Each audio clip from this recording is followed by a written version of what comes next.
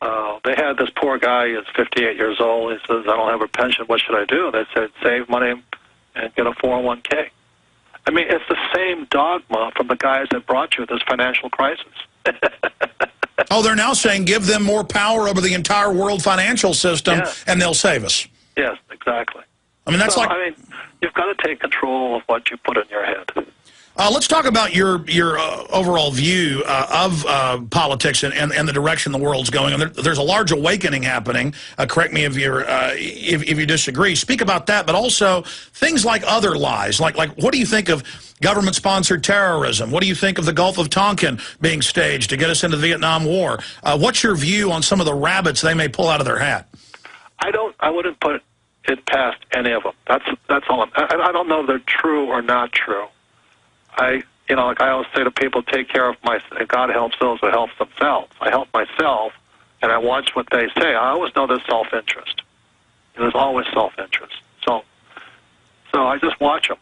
Why are we in Iraq and Afghanistan? I don't understand that. And when I say that, a lot of times it's, well, you're not patriotic. I say, hey, moron, I went to Vietnam twice. What did you do? I've seen war. Bush and Clinton never saw war, and that's why they sent them. Well, it's not patriotic to be used to expand a corporate empire and to kill 1 million Iraqis. Yep, all in the name of what I don't know. But you and I are on the same page. You got to take control of what you put in your head. One thing I didn't like about school is I didn't really have much choice of what I could learn. It was kind of government-sanctioned propaganda. So, I was in my 3rd year of calculus, and I'm nearly flunking out. And I go, when am I ever going to use this stuff? When am I going to use calculus? The teacher said, I don't know. So then why am I studying it? Well, there's a war on for our minds. That's our slogan. Exactly. And that's why there's a war, but you are ultimately the person that decides. Yeah, I think about the general public who are starting to wake up a little bit, but they still have no clue how deep this almost hologram of disinformation is that's projected into society, and then we repeat the disinfo, and that gives it that tangible reality, but it's not reality. Yeah, well, let me ask you this. What do you think if the Fed, like right now, we're at about 96% debt to GDP, and we're the biggest debtor nation in the world. What do you think is going to happen if they print more money? It is going to hyperinflate the currency, drive up prices, but then the new debts and fractional reserve banking calculations that are made will be made in the new denomination and value, and so we'll just stay in debt and actually get into worse debt. So, what kind of action are you taking? So that's what they'll probably do, and I think what you're saying and what I'm saying is not so much what they're going to do as what are you and I going to do. Well, I know what I'm doing. My main mission is just to wake people up so they know how they're being hammered, because the big central banks have openly stated their plan was to engineer all this, collapse society, and then use the social unrest as a pretext to swing around the Homeland Security grid on the American people, and that's already now coming from behind the curtain into plain view. And so I'm simply pouring almost all of our assets into this information warfare operation to counter the system. So I guess I'm kind of like for lack of a better term, kind of like flying my information warfare plane, into the deck of their biggest capital ship, just trying to get people to realize what's happening. And we've got emergency backup to fund the operation with gold and silver investments. I'm trying to intensify the amount of films and material I'm putting out, but that's basically it. That's outstanding. Thank you for doing that. Because that's really what it's going to take, is that somebody has to stand up. And the more people stand up and wake up, the less power the opposition has. Well, what I do as Rich Dad is I explain how the rich play the game. And that way I have a choice of games. I wouldn't send my kid to school to get a job, because you're just being programmed to be proletariat, working class. I'd rather have my kid learn to be a capitalist. And that's what I fought for. That's all I'm saying. I fought for capitalism, and we have a bunch of fascist Nazis running the show. They're not even socialists. Yeah, socialism's bad enough, but at least theoretically some of the stolen loot gets to somebody. But here it just all goes offshore to these people, and they just get away with more and more. I mean, it's scary to know there's this much hubris in the ruling class. Well, what frightens me is when the government has that much. When I fear my own government, that's not a good sign.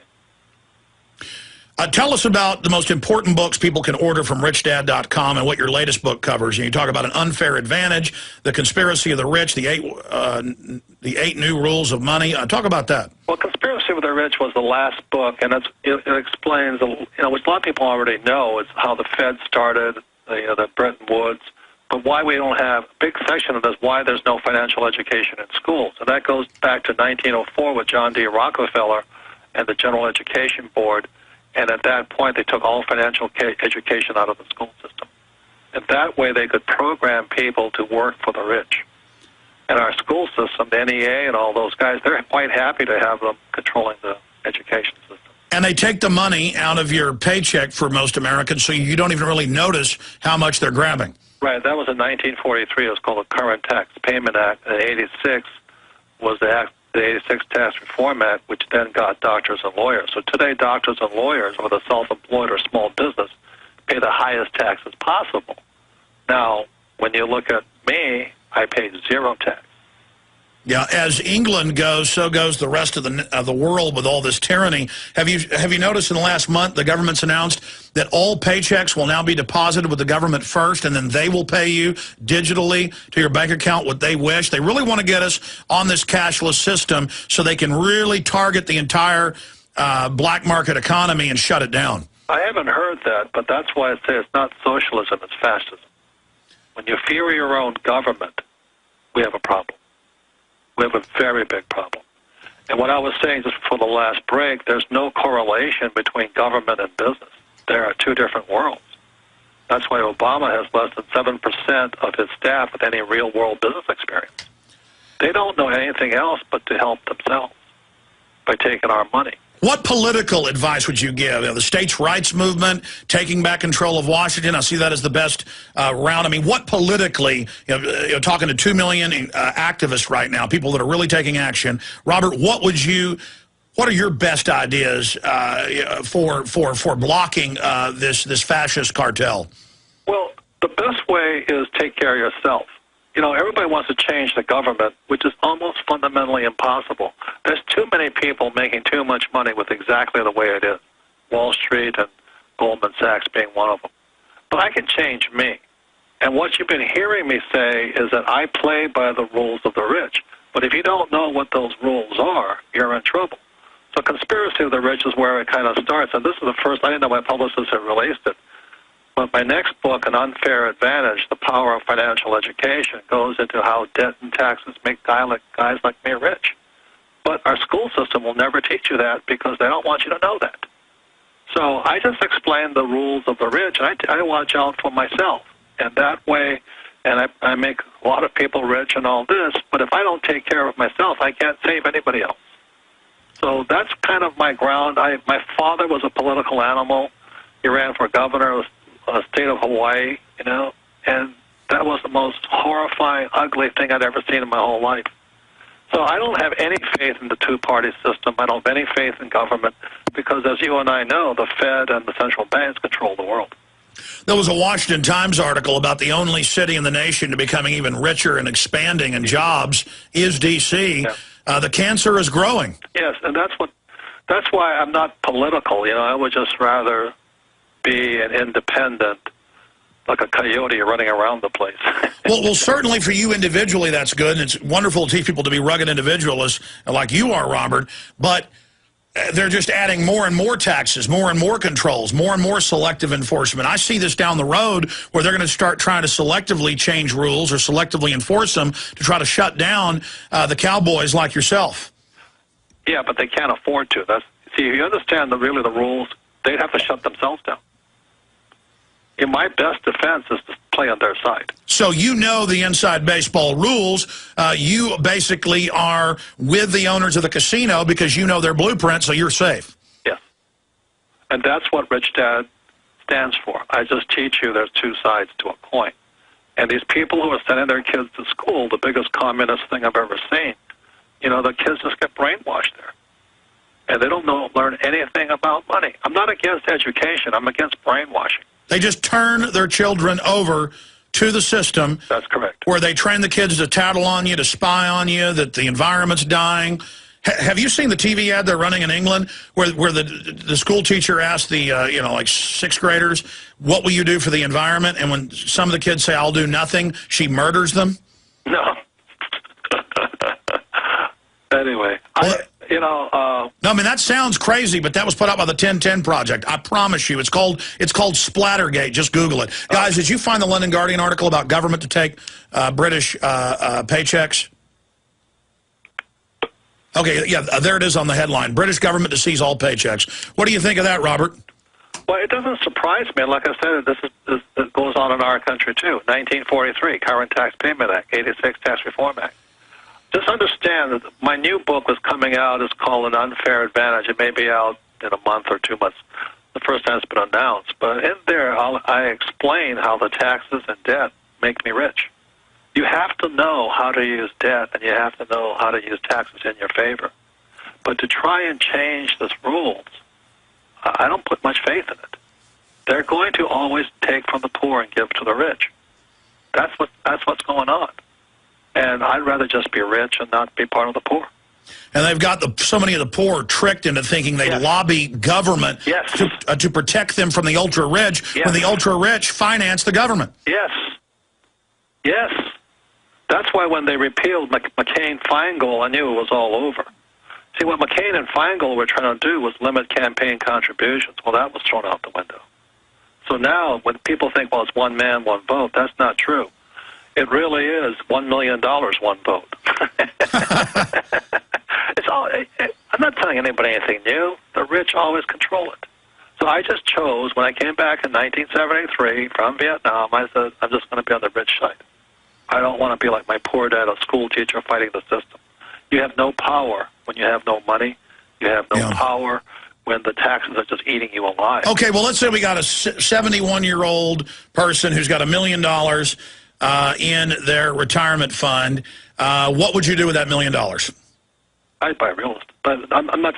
You can't do that because I've been trained for all these years. Yeah, that's the problem, because you've got to have the specific knowledge, not just the money. Exactly, and that's why I said, again, in 1973, I started taking real estate courses, not because of real estate, but I have to learn to manage debt. Yeah, knowledge is power, and so even if people have money, if they don't have the knowledge or the time to implement it, they can't do it. But that's you have studiously built and built and built until now.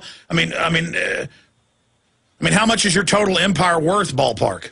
I don't know, but I make more than $2 million a month without working, tax-free.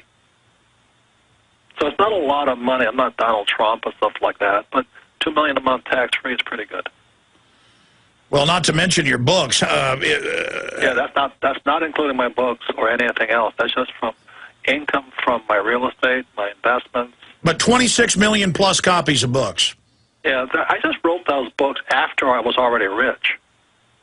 No, I understand that, trying to impart that. And that's really something revolutionary you've done that's really contributed to people understanding what's happening. And I've seen the success stories of people that have put your system into motion. They have become fabulously wealthy as well. Well, it's not so much wealthy as they now have control over their lives. You see, if you learn the rules of the rich, which is get in debt, you will get richer. You see, it's knowledge is power, but misinformation is damaging. And so all of these guys who are trying to, save their house and save money for their retirement and all this, I think that's good if you have no information.